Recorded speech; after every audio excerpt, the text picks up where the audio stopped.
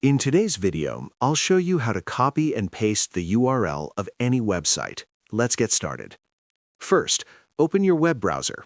This could be Google Chrome, Safari, Microsoft Edge, or any other browser you're using. Then, go to the website whose link you want to copy. Once the website has loaded, look at the address bar at the top of the screen. This is where the website URL appears. To copy the URL, tap or click directly on the address bar. The full link should automatically highlight. If it doesn't, you can manually select it by dragging your cursor across the entire link. After the link is highlighted, right-click on it and choose Copy.